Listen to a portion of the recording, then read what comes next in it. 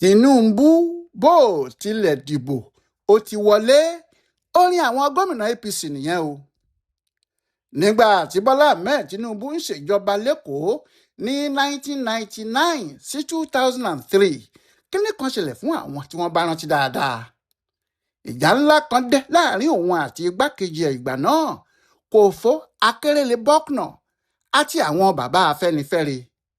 Ṣé àwọn Afẹ́nifẹ́re ni wọ́n fa Kòfó kalẹ̀, inú wọn kò sì dùn rárá pé Tinubu ń bá a ja ìjà àjàdíjú.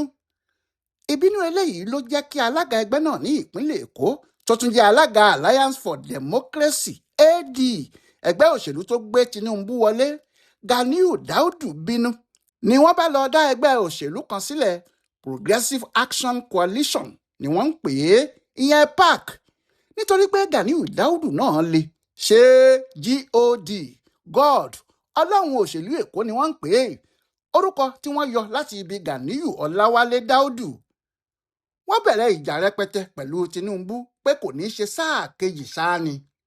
Fúnṣọ́ Williams tí òun náà ti du ipò ní 1999 tí kò já mọ́ ọ lọ́wọ́ ti wà nínú PDP, wọ́n sì ti múra láti bá Tinubu náà tán bí owó. Kò wá sẹ́ni tó mọ àwọn tí wọ́n ń fa pósítà Tinubu ya, ìyẹn ìwé àlẹ̀mọ́gìrì tó fi ń polówó ara ẹ̀. Níbikíbi tí wọ́n bá wá lẹ pósítà ẹ̀ mọ́, tí yóò bá fi dijọ́ kejì wọ́n ti fa pósítà náà ya. Nígbà náà làwọn ìyá kan tí wọ́n ń pè ní Láyé Olúgbọ́n lẹ́kọ̀ọ́ nígbà náà, ọmọ Ràúfù Arẹ́gbẹ́ṣọlá ni wọ́n o. Nígbà náà ni wọ́n bẹ̀rẹ̀ sí kọrin kiri Èkó báyìí pé ọdún 8 ló máa lò, gbogbo ayé ló ti gbọ́, ọdún 8 ló máa lò, gbogbo ayé ló ti gbọ́ o, kò dìgbà tí ẹ bá ń fa pósítà ya, ọdún 8 ló máa lò, gbogbo ayé ló ti gbọ́. Nígbà tó yá ni wọ́n tún bẹ̀rẹ̀ sí pariwo kiri pé Bọ́lá bó tiẹ̀ dìbò ó ti wọlé, bó tiẹ̀ dìbò ó ti wọlé. Ó wá dàbí pé àwọn ohun tó fẹ́ ṣẹlẹ̀ lásìkò yìí náà rèé, pé bí Bọ́lá ò tiẹ̀ dìbò ó ti wọlé àti pé ọdún 8 ló máa lò, nítorí orin tó dàbí pé àwọn gómìnà APC ń kọ kiri báyìí nìyẹn o. Ní gbogbo ìpínlẹ̀ pátá ìyẹn ní Nàìjíríà yìí o, àwọn gómìnà ló ní àgbékalẹ̀ ètò òṣèlú ìpínlẹ̀ wọn, àfi ní ibi tí ìjì líle bá ti bá wọn nìkan. Níbi tí gómìnà púpọ̀ bá ti wà nínú ẹgbẹ́ òṣèlú kan, kò sí irú alátakò tí ẹni tí ẹgbẹ́ náà bá fà kalẹ̀ láti du ipò ààrẹ lè ní, tọ́hún ni yóò borí àwọn ọ̀tá ẹ̀ bí omi ti ìpòrò iná tí òjò pátápátá ìpòrò ọ̀gbẹlẹ̀, nítorí yóò ṣòro kí alátakò náà tó gbérí rárá ni. Ní báyìí ẹgbẹ́ òṣèlú APC ti ní gómìnà 28, àfàìmọ̀ kí àwọn gómìnà náà má sì di 29 lọ́jọ́ Ajé Monday tó ń bọ̀ yìí, torí gómìnà Kánò Abbas Yusuf ti ní òun náà ń lọ sínú APC tó sì ń kọrin ẹ má dá mi dúró. Ó ní pé òun lọ ran Bọ́lá Tinubu lọ́wọ́ lòun náà ń kọ, pé Tinubu ti ṣe dáadáa fún ìpínlẹ̀ òun ju kí òun fi í sílẹ̀ kí àwọn alátakò kan máa halẹ̀ mọ́ ọ lọ. Rabiu Kwankwanso lòun ń pòwe mọ́ yẹn o. Àmọ́ kò lè pẹ́ tí àwọn gómìnà náà yóò fi di 30, nítorí gómìnà Zamfara ti palẹ̀ mọ́ kóun náà wọ mọ́tò lókù, ẹran lọ àkẹ́ ẹ̀, inú APC lòun náà sì ń lọ.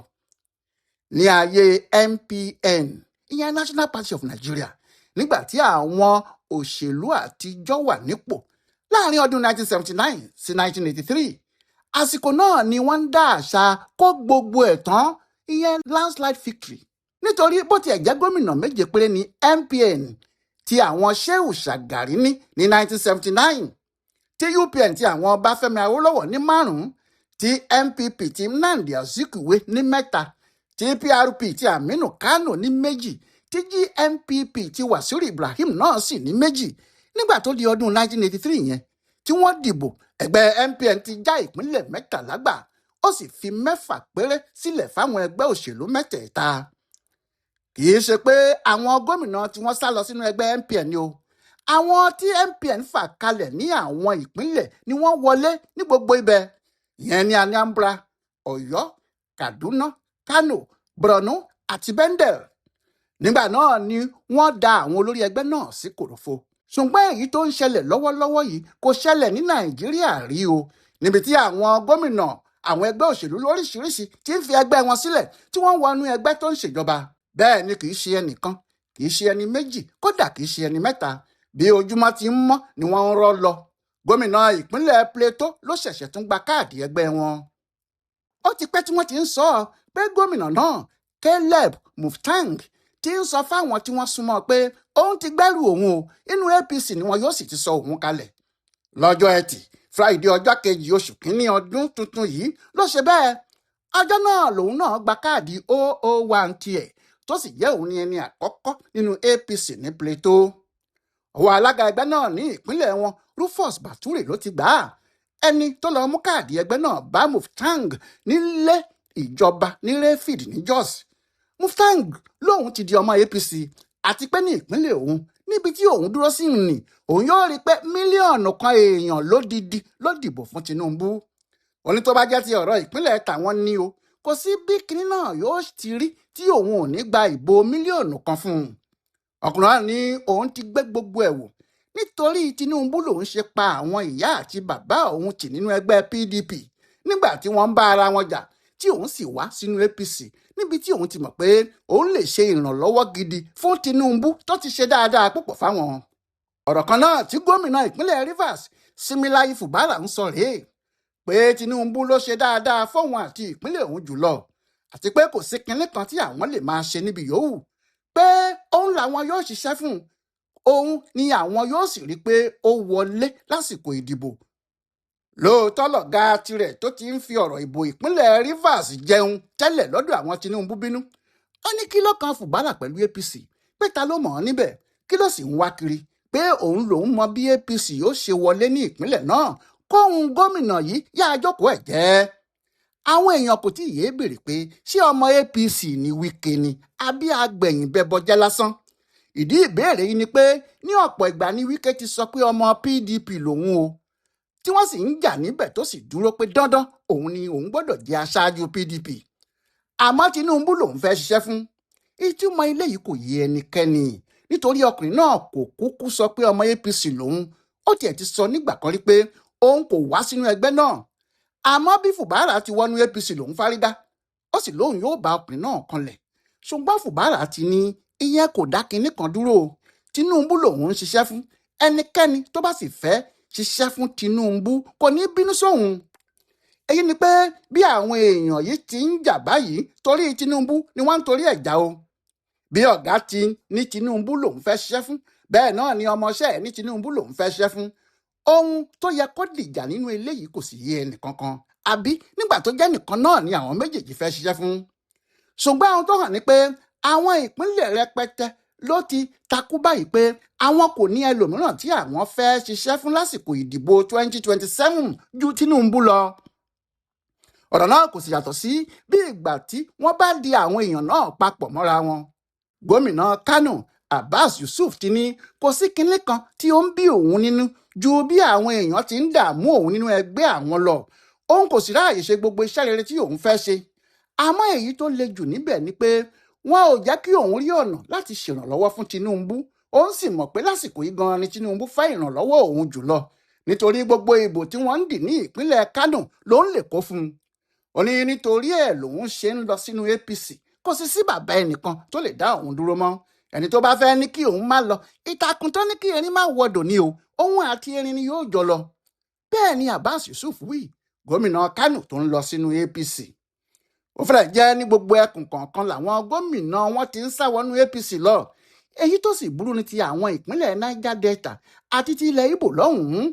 Ohun tí eléyìí ṣe burú jù ni pé láti ayébáyé PDP làwọn èèyàn náà ń ṣe níbẹ̀. Ayé Tinubu yìí ni gbogbo wọn sá jáde. Ìpínlẹ̀ 3 àtààbọ̀ la lè sọ pé PDP ní báyìí Ọ̀yọ́ àti Bauchi pẹ̀lú Adamawa nítorí gómìnà ti Zamfara yẹn Dauda Lawal kò fi ẹsẹ̀ méjèèjì múlẹ̀ nínú PDP mọ́ o. Gbogbo ọ̀nà ló ń wá láti bẹ́ jáde inú APC lòun náà sì ń lọ. Gómìnà kan ṣoṣo tí ẹgbẹ́ àwọn Kwankwanso ní Kano ló ti bẹ́ jáde yìí.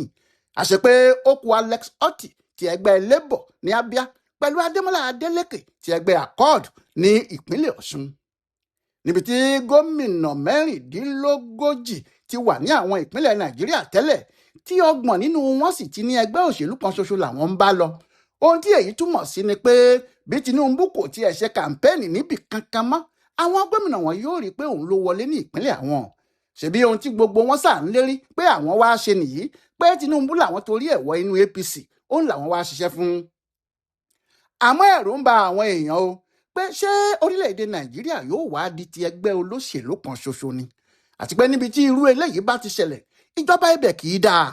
ṣùgbọ́n o àwọn APC fúnra wọn ti ní kò sí bí Nàìjíríà yóò ṣe di orílẹ̀-èdè tó jẹ́ ẹgbẹ́ òṣèlú kan ṣoṣo ní gbogbo wọn yóò ní, pé kò sí ohun tó mú àwọn èèyàn yìí, ìyẹn àwọn gómìnà yìí, sáré lọ sínú APC bí kò ṣe ti iṣẹ́ ribiribi tí Tinubu tó wà nípò ààrẹ ń ṣe báyìí. ṣùgbọ́n àwọn kan ń sọ pé rárá o, kò rí bẹ́ẹ̀, ìbẹ̀rù EFCC ni wọ́n ń torí ẹ̀ lọ. èyí làwọn míín ṣe ń sọ pé ṣé bí Tinubu bá lọ, àfàìmọ̀ kó má jẹ́ bí àwọn èèyàn yìí ti sáré wá náà ni wọn yóò sáré jáde. àmọ́ kò sẹ́ni tó mọ̀ bí ìyẹn yóò ti ṣe rí. èyí tó hàn gbangba báyìí ni pé bó bá jẹ́ bí nǹkan ti wà yìí náà ló wà, ẹni tí yóò dá Tinubu dúró pé kó má ṣe sáà méjì ẹ̀ pé, tàbí ẹni tí yóò fi ìbò lé wọlé ní 2027 kò jọ pé ilẹ̀ yìí ni tọ̀hún yóò ti wá o, kó má jẹ́ ilẹ̀ ibòmíì ni. àmọ́ àwọn olóṣèlú àtijọ́ kan sọ pé ọ̀rọ̀ òṣèlú ò rí bẹ́ẹ̀, pé bìrìbìrì láyé ń yí ni, bẹ́ẹ̀ lọ̀rọ̀ àtòrì bó fi síwájú yóò tún fi sẹ́yìn ni, pé ká má tí ì pariwo ju o, ká dúró di 2027 náà, ìgbà yẹn ni kálukú yóò fojú ara ẹ̀ rí. ẹ jẹ́ kí gbogbo gómìnà máa rọ́wọ́ inú APC, fúnra kèrèǹgbè ni yóò sọ ibi tí wọn yóò ti okùn bọ òun. Ọláìwọlá alága ló ń yẹ ọ̀rọ̀ àwọn gómìnà gbogbo tí wọ́n ń rọ́wọ́ inú APC yìí wò, tó sì ń ṣe àkọsílẹ̀ rẹ̀ fún bùdó àgbáyé fún àṣà àti ìṣe Yorùbá World Center nínú ọgbà yunifásitì Ìbàdàn. ẹ kú ọdún tuntun yìí o, Happy New Year.